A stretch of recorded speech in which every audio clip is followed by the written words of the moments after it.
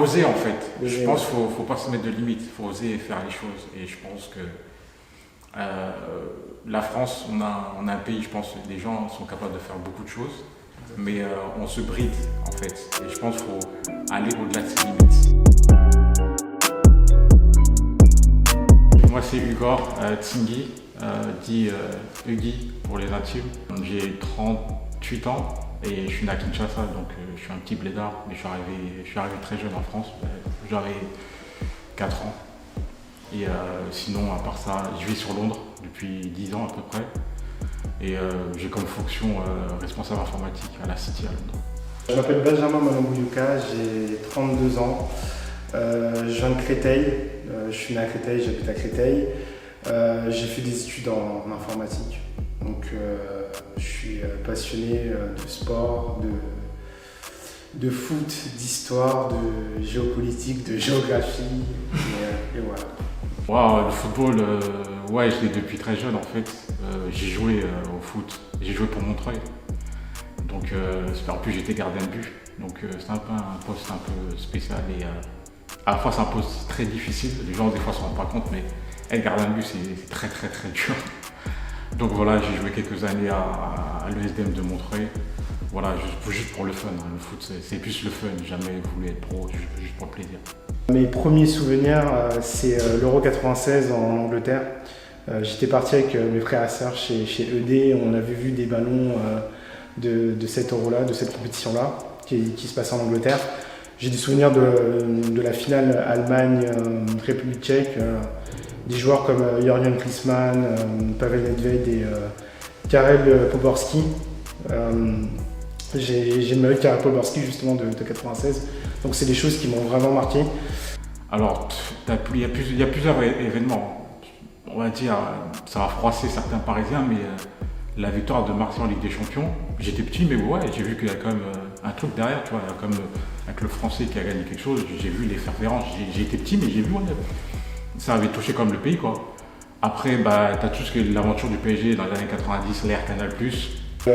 Aussi, c'est l'ère Canal+, 1992. Le but de Camboire contre le Real Madrid. Camboire aussi, il est monté tête.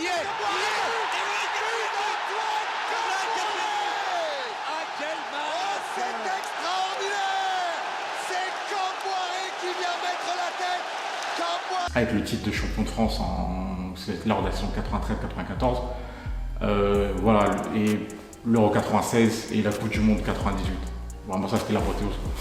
Et aussi plein d'autres souvenirs, Arsenal, d'autres clubs, le Nigeria 95 en Coupe des Confédérations. Donc voilà.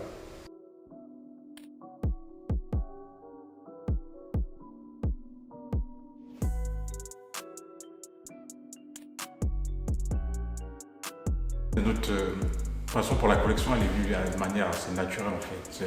Parce qu'en fait, tout simplement, on aime les baskets. Donc l'époque Michael Jordan, donc on a eu la chance par les parents d'avoir des pères quand on était très jeunes. Je crois que j'ai eu des pères de Jordan, je dois avoir 8-7 ans.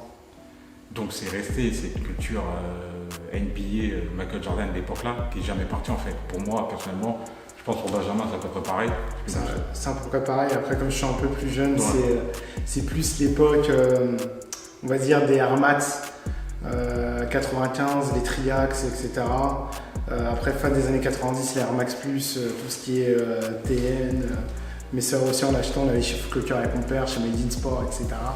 Donc c'est un peu plus par rapport à ça, par rapport aux sneakers, par rapport au basket. Pour imager ça, c'est Retour vers le futur. Vraiment cette image de Retour vers le futur, cette espèce de magie du vintage, un monde passé, l'histoire, le monde d'hier, d'aujourd'hui, le contemporain, mais un retour sur le passé.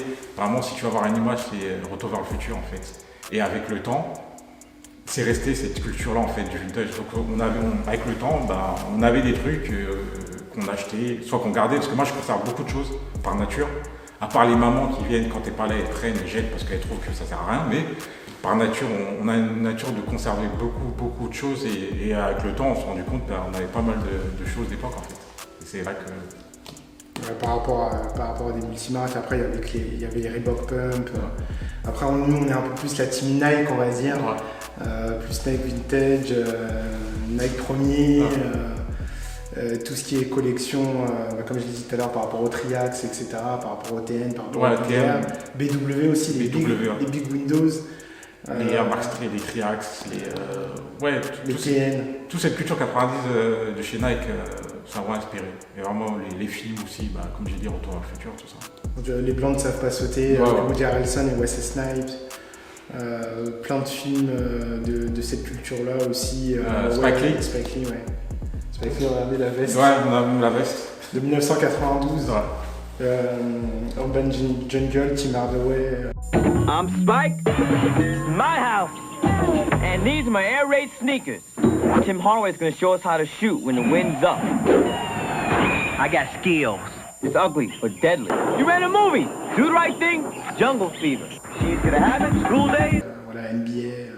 Toute cette époque-là, en fait. Vieille rue, c'est Old Street.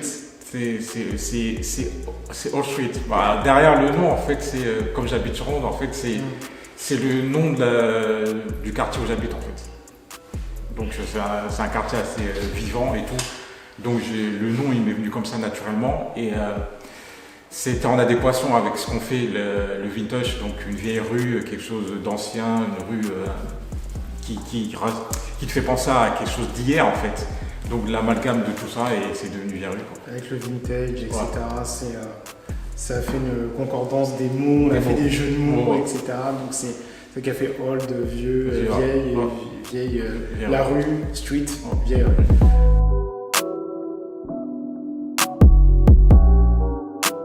Plusieurs personnes nous ont posé la question, même quand on a été chez Nike, on vous a posé la question, mais ça vient d'où, vieille. Et on n'a même pas cherché, hein. Ça m'est venu naturellement. On ne s'est pas dit quel nom on va donner. Parce qu'on voulait plus donner un nom à consonance francophone, parce qu'il y a beaucoup de noms à consonance anglophone. Donc on s'est dit ça va être mieux de faire quelque chose que tout le monde peut comprendre. Après on peut le traduire par Wall Street si les anglophones le demandent, les anglo-saxons le demandent.